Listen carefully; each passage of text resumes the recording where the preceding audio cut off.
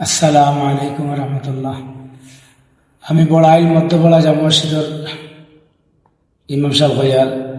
আমি এশার আদান আইছি, এশার আদান দিছি, আদান দিয়া একটু নজরাদুল করিয়া দেখি মসজিদের মেহরাবের সামনে খালা একটা কেটে দেখিস। তখন আমি একটু লাইট মারিয়া দেখি দিন এটা সাফ। আর এর 2 দিন আগে আমি দেখছি ফেসবুকে একটা কালার, ও কালার লোকে মিলছে। তখন আমি আমার এলাকার মুসল্লি সকল যারা আছেন এরা দেখাইলাম। এখন আরো যুবক যারা আছেন আবু তাহের সহ আরো সাকির সহ এখন নিত্যা তো রাসেল পাইবার ভাব, ঠিক আছে।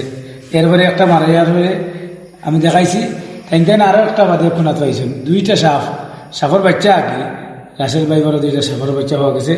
আপনারা যারা এলাকাত আসেন সর্বস্তরের জনসাধারণ হলে আপনারা একটু হুঁশিয়ার থাকবা, বাড়ি কোনাখানা সব কিছু জুপ জাড় একটু খেয়াল করে রাখবা।